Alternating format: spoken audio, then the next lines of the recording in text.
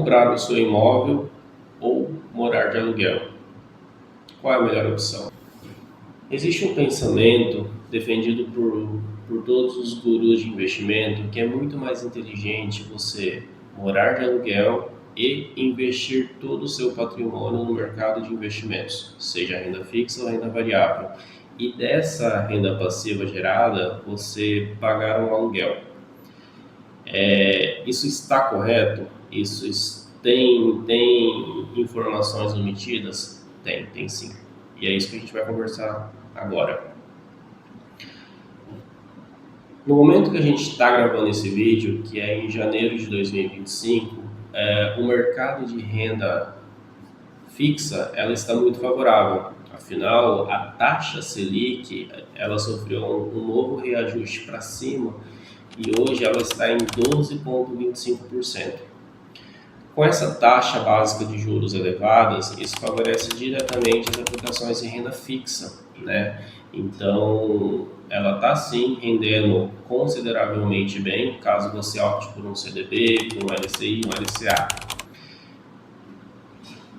Só que, qual que é o grande ponto a ser levantado? Caso você queira viver somente de renda passiva, você não pode simplesmente investir no mercado de renda fixa. Você tem sim, obrigatoriamente, que aumentar os seus retornos entrando no mundo das rendas variáveis. Afinal, quanto maior o risco, maior o retorno. E você precisa desse maior retorno.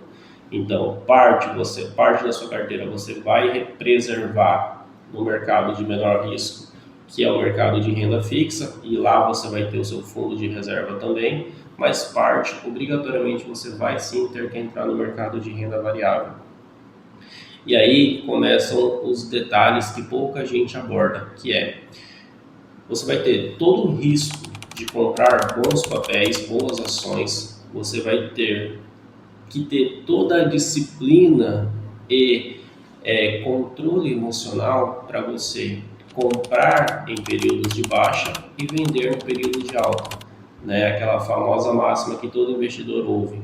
Você tem que fugir da manada, quando todos estão vendendo desesperadamente, é o momento certo para você comprar, e quando todos estão felizes e comprando porque os papéis estão altos, é o momento de você vender. Na teoria, isso é muito fácil. Na prática, você é posto à prova com todo o seu controle emocional. Afinal, é muito difícil no mercado de desespero você manter a calma e conseguir seguir o protocolo. E aí tem mais um detalhe. Caso você consiga comprar na baixa, esperar a valorização correta e vender no momento certo, você fez a primeira parte somente, que é conseguir oferir lucros reais. Porém, uma vez que esse dinheiro entra, o que você vai fazer com esse dinheiro? Você novamente tem que reinvestir no mercado de ações. E é aí que mora o grande problema, você vai correr todo o risco novamente. E é nesse ponto que um dos nossos maiores investidores brasileiros, que é o Luiz Barsi, defende. Ele é o típico investidor holder, que é aquele que compra e segura acreditando na valorização da empresa. É o famoso buy and hold, correto? O Luiz Barsi ele vive somente de dividendos. Esse é a principal estratégia do Barsi. Comprar ações e viver de dividendos. Nunca se desfaz de ações. Para você atingir um patamar como o do Barsi, que é viver de dividendos, você vai ter que ter um patrimônio milionário investido em ações, para que você consiga viver somente de dividendos. Isso de longe não é a realidade de 99,5% dos brasileiros, tá? Viver no famoso swing trade, que é você comprar, esperar a valorização e vender, é uma realidade muito mais factível para a grande maioria. O problema é esse, quando você vende uma ação boa, você vai ter que comprar novamente, e aí você vai correr todo o risco que você correu nos últimos 2 anos, 3 anos, que é um prazo médio de investimento. Voltando para a renda fixa, e para a renda variável também, a gente não pode esquecer dos custos, né, dos impostos. Na renda fixa, você vai assumir os impostos de renda, né, que varia de 22,5% para períodos curtos Até passados 2 anos, a alíquota cai para 15%. Se você compra renda fixa e movimenta dentro de 30 dias, você vai perder boa parte do seu rendimento para o IOF. Para renda variável é a mesma coisa, você sempre vai pagar 15% sobre o seu ganho de capital. Você vai ter a taxa de corretagem da sua corretora de investimentos. Então, são custos que você tem que também colocar na ponta do lápis. A gente pode questionar, por exemplo, as rendas fixas livres de imposto de renda, que é o caso da LCI e LCA. É verdade, porém, para esses tipos de investimento, você tem que respeitar um prazo de carência, que geralmente começa a partir de 9 meses e vai para 12 meses, 18 meses. Quanto maior o período de carência, maior o rendimento, mas você vai ter que ter essa ciência de que você não vai poder movimentar esse dinheiro, correto? Então, tome muito cuidado com essas receitas mágicas de que o mercado de investimento é 100% melhor do que comprar a sua casa própria. Tudo depende. Vamos entrar agora no segundo ponto. Comprar a sua casa ou alugar. Quando que faz sentido você alugar uma casa primeiro? Existem situações que faz sentido de fato. Por exemplo, um jovem que está em início de carreira, pretende sair da casa dos seus pais e começar a sua vida independente. Faz total sentido você morar de aluguel. Afinal, você não vai ter, nesse começo de vida profissional, dinheiro suficiente para você comprar uma casa à vista, né? Então, você vai comprar uma casa de aluguel, você vai morar numa casa de aluguel, ciente de que você vai comprometer em torno de 50% aproximadamente da sua renda mensal. Mas faz sentido, afinal, é temporário esse período, correto? Qual que é um segundo momento que aluguel faz sentido? Para aquelas pessoas que elas são seletistas, elas trabalham para grandes empresas e a empresa chega para o funcionário e propõe, olha, caso você se mude para tal cidade, a gente tem um plano de carreira, você será promovido, você vai ter um aumento no seu salário, mas você vai ter que assumir uma nova região, se mudando para uma cidade distante. Ok, faz sentido, né? E tem uma situação bastante peculiar, que existem pessoas que já dispõem de um patrimônio de imóveis alugados que já gera renda passiva para essa pessoa. E aí, com essa renda passiva, possibilita essa pessoa de morar em aluguel numa casa de um padrão muito mais alto. Supondo, uma pessoa ela tem 3 casas de bairro, de vila alugado e um barracão. E aí todos esses 4 imóveis geram uma renda passiva de, por exemplo, R$15 mil. Com R$10 mil que tirado desses 15, com R$10 mil de aluguel, você consegue morar numa casa de um padrão alto, né, num condomínio fechado. Com R$10 mil você consegue morar numa casa de R$1.200.000, o valor da casa. Então, o aluguel te permite morar com uma qualidade de vida muito mais alta, sem ter que comprar uma casa de um valor venal muito alto. Então, isso é possível, isso é uma realidade, mas nessas condições, né? Bom, você então entendeu que morar de aluguel ad eterno por um prazo indefinido, na grande maioria das situações, não faz sentido. Então, comprar uma casa, ela é a melhor opção? Depende. Hoje, o custo do financiamento imobiliário ela está bastante desfavorável, né? Hoje, as linhas de crédito da Caixa Econômica, que é o maior banco liberador de crédito imobiliário, a gente está falando de taxas de juros de 11% a 13% ao ano, mais a taxa referencial.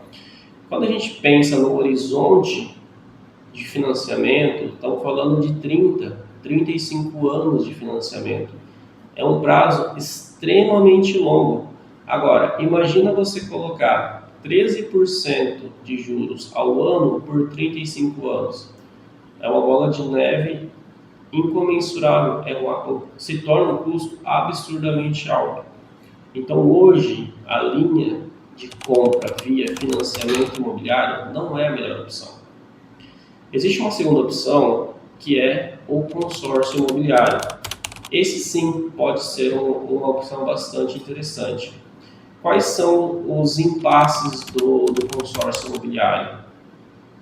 Para você que não tem uma carta contemplada, isso pode ser um grande problema, porque você está pagando o seu consórcio, a tua carta não foi contemplada e você precisa dispor de um valor considerável para você dar de lance e a sua carta ser contemplada.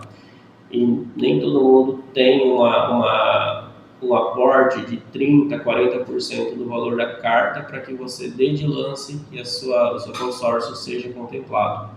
Existe a opção também do lance embutido, mas esse não é uma opção, muitas vezes não é uma opção viável, porque supondo que o seu consórcio seja de 500 mil e você dê 150 de lance embutido e seja contemplado, na verdade você não vai ter 500 mil reais, você vai ter 350, né?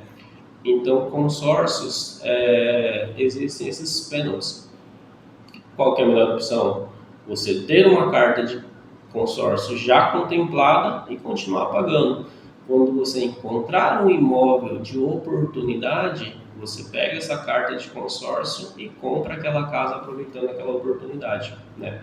Afinal, consórcios, comparativamente com financiamento, o consórcio você paga juros apenas de administração, né, que é em torno de 11%, 12% pelo período inteiro do consórcio. Então, é uma boa oportunidade, desde que você pague esse consórcio, já tenha sido contemplado, que é uma questão de sorte somente, e tem aquela carta na manga para que quando apareça uma oportunidade você aproveite. É o melhor dos mundos, mas para isso exige planejamento, tá bom? Então tá, Elton, você falou que investimento, o mundo do mercado de investimento, ele não é para todos, que tem vários riscos que são omissos pelos gurus de investimento, que aluguel faz sentido para casos específicos e a compra exige muita cautela, principalmente se você quiser entrar com financiamento imobiliário, porque hoje ele não está fazendo muito sentido, está com custo muito alto. Então, qual que é a melhor opção, então? Gente, a melhor opção, a resposta, infelizmente, que eu tenho que dar para você, é a resposta que pouca gente gostaria de ouvir, que é gastar menos do que você ganha.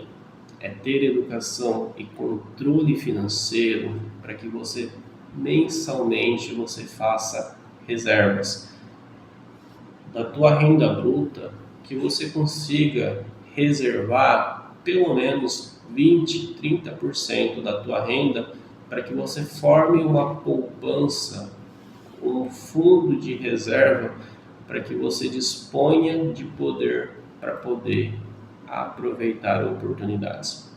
Quando você tem uma reserva financeira e você está pronto, tem liquidez, tem poder de barganha, oportunidades, elas aparecem diariamente. Só que a grande maioria do brasileiro não tem dinheiro disponível para aproveitar essas oportunidades. Seja para comprar ações no mercado financeiro, ou seja para comprar imóveis no mercado imobiliário. Ou, inclusive, para fazer um aporte para liberar um lance de um consórcio.